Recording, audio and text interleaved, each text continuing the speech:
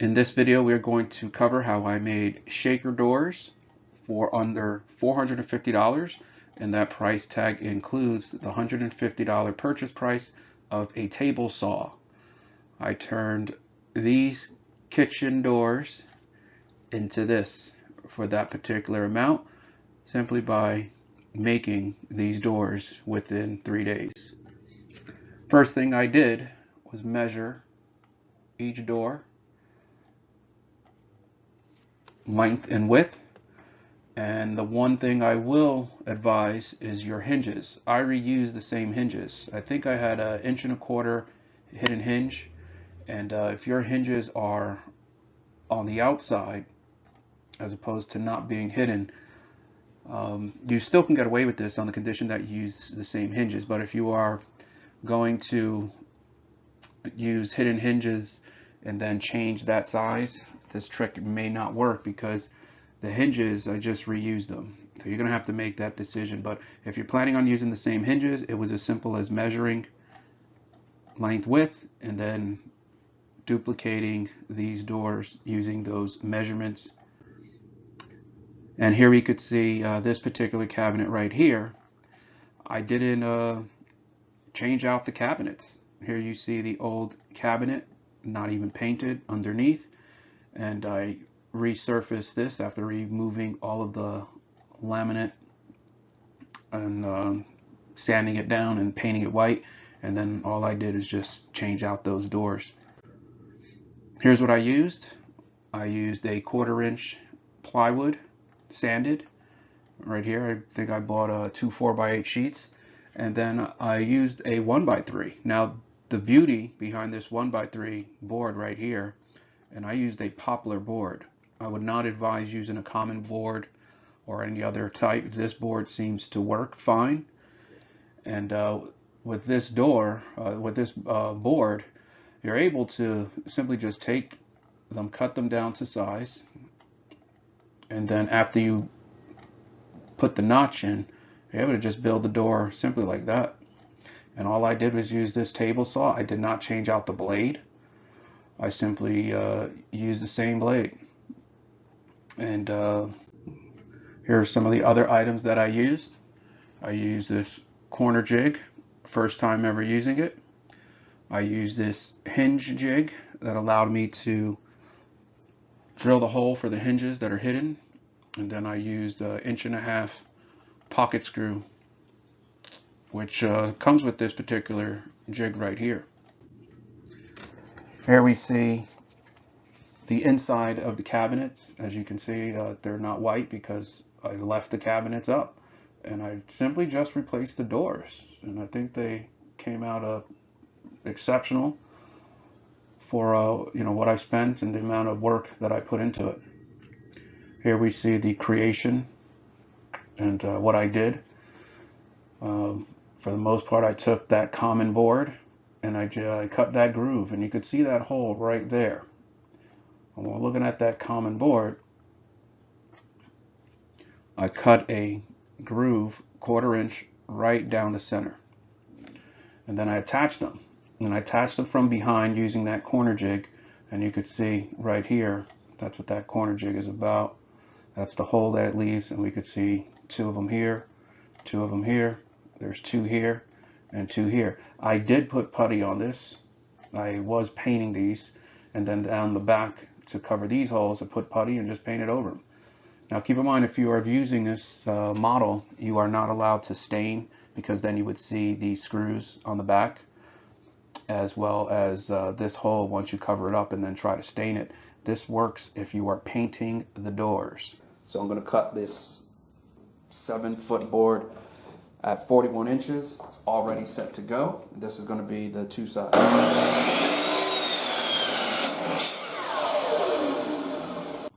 Now in this shot, what I did was I marked a 1/4 inch from the front, because I know that this is going to be the front on this side right here. So I marked the 1/4 inch, and what I'm trying to do here is just line this up with the blade. And this is just a regular $150 Ryobi table saw that I bought. It still has the original blade. What I'm trying to do is line up the teeth with the side. The clamp is already attached, so this is not going to move. And all I'm going to do is cut that groove with that particular at that particular line, because it's already set with the guide. There's a line that I marked on the piece of wood. It's at 5/16, and that's letting you know how high this blade is sticking outside of the top.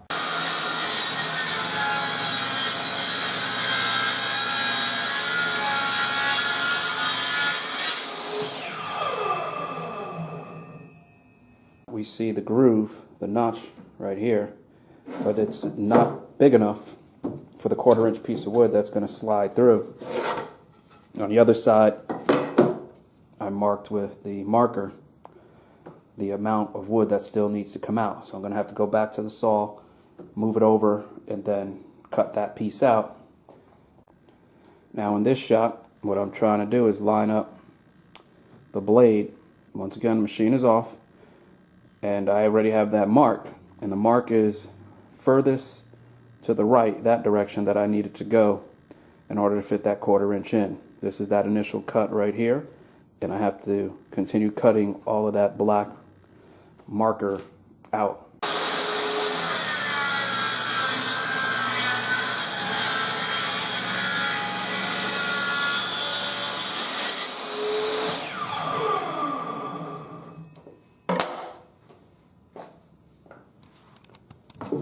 What I'm trying to do here is continue to take out that middle strip of wood. I've been moving the guide over. Probably could break that out with the screwdriver. Be careful you don't crack the.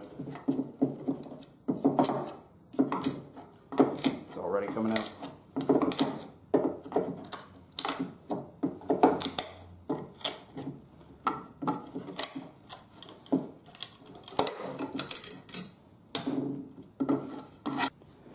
So here we are.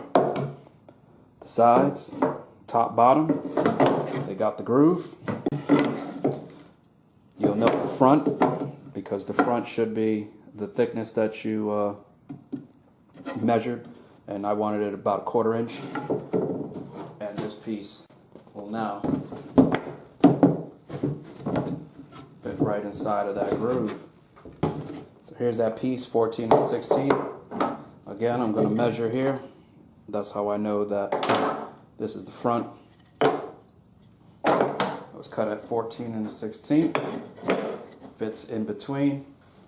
And then you're starting to see that bottom. Here it is. It's going to look like this. With this one though, I think I went deeper than a 16 or 1/4 inch.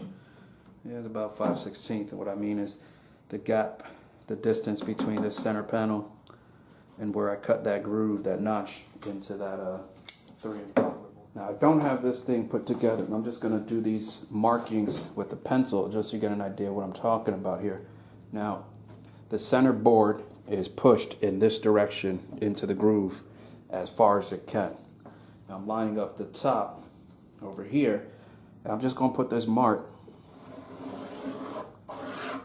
You don't want to cut the center board there, because that doesn't factor in the inner groove. So now when I remove this, you should be able to see that there's a line going here. Remember, we have to make an adjustment for that groove, that notch that's right there. If you were to measure that depth, and you want to make sure that you factor that in. So we're going to be cutting this not at this first line, but we need enough wood on this side to make sure that that wood is sitting in to that particular gap. Otherwise it's just not going to work.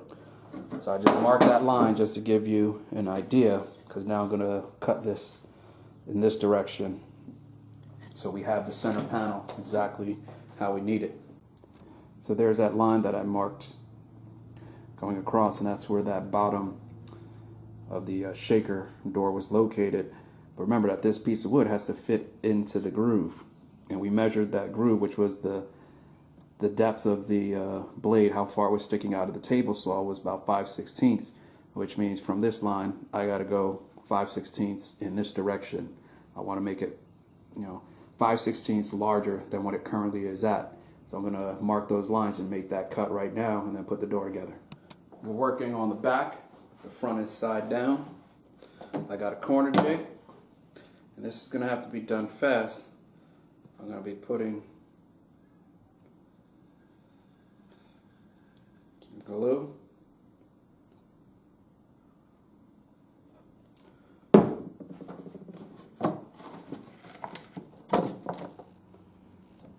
Corner jig ready to go.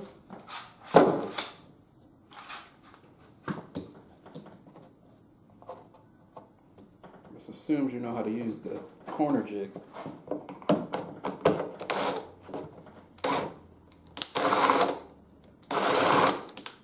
Now we're working with the front face down, the back, and I already did one of the corner jig side.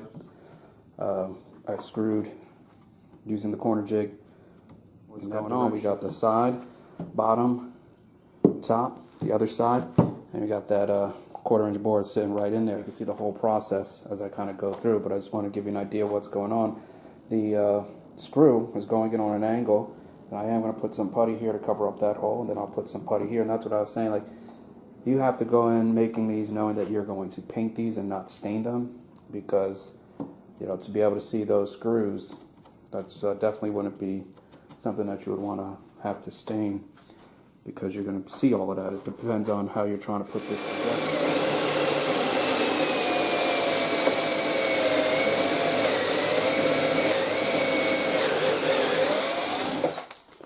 Now, I should have left the jig on that other piece, but just want to show you how this is going in.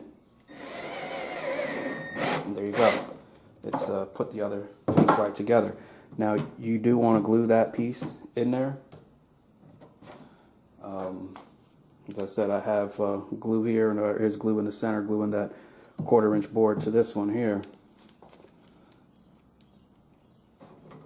But that jig allows you to set up the screws correctly to attach these two.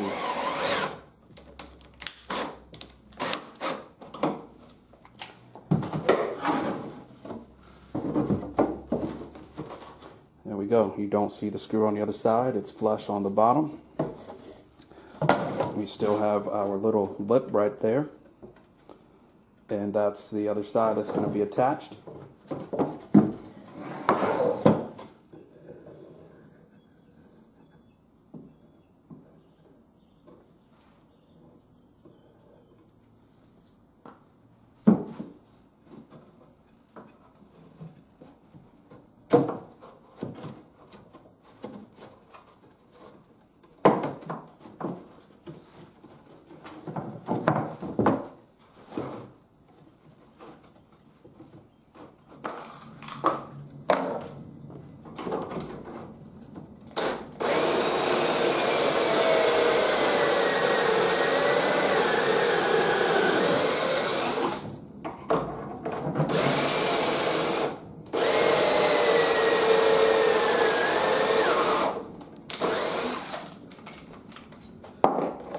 Already dying on me.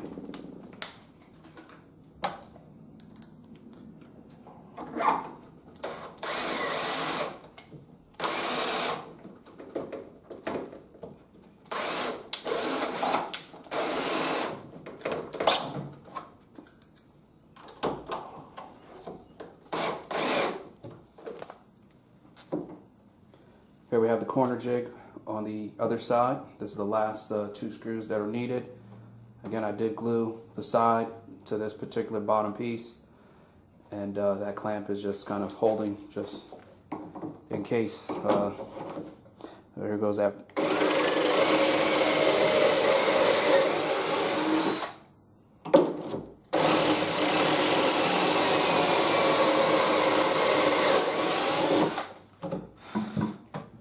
There we go.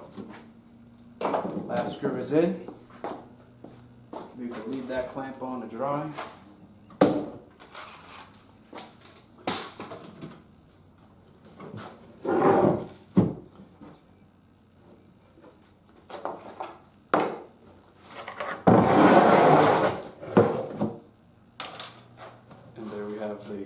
finished door.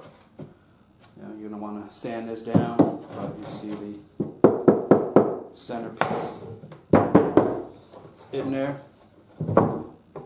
And then all you're going to do is use some putty. I'm actually just going to use all-purpose sheetrock. For some reason this seems to work. Again, I'm painting this. I'm just going to cover that hole. You don't even need to. Because when you paint these, I'm not even going to tell. You also want to make sure you get this edge right here. That way you don't see the hole from the bottom. Is the finished door what it would look like. Here's the back. Where are those holes at? I don't see them.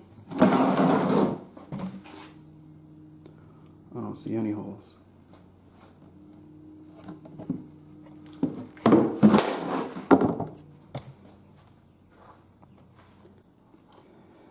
Last thing we have to do is drill the hole for the hinge. So I bought this Craig concealed hinge jig. It attaches to just your drill.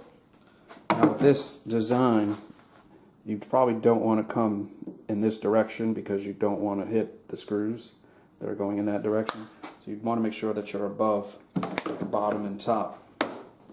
What this does is this drills that hole right in, and it doesn't allow you to go through to the other side.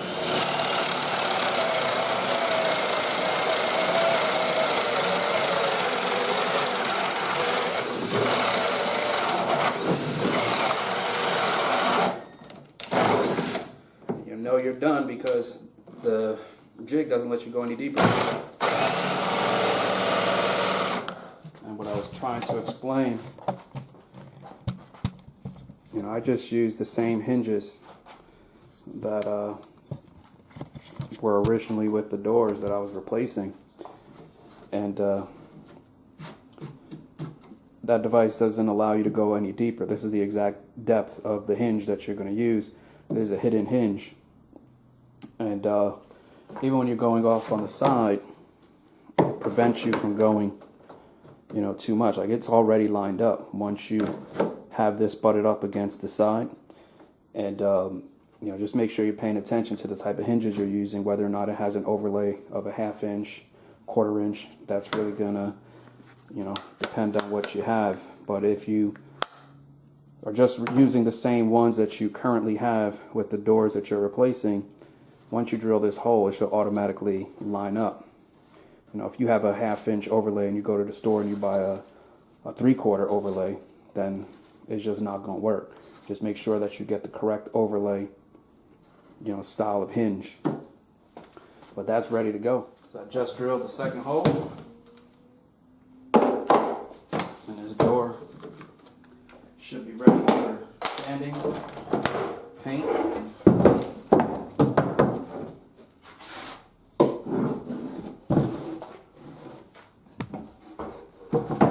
We got the 2 holes ready for the hinge, and there is the actual door.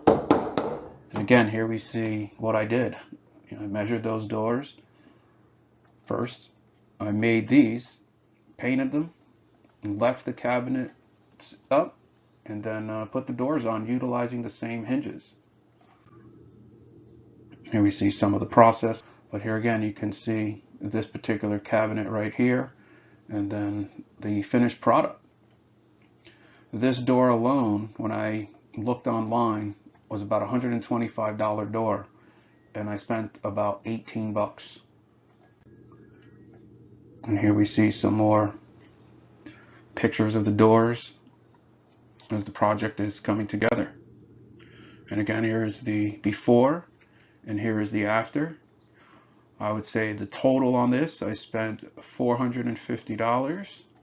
I think with the counter, I think it was about 700 bucks.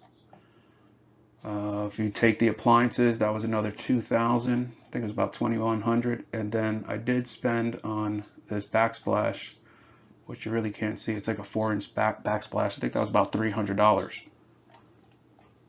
So that was the end result, and that $450 door replacement here does include paint. When you add up all those numbers, that's the total cost for this project.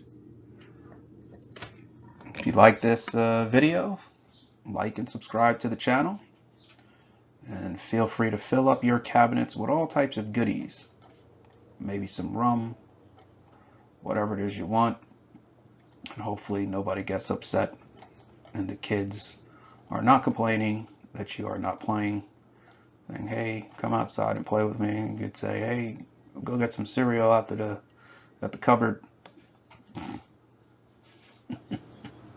And that's it.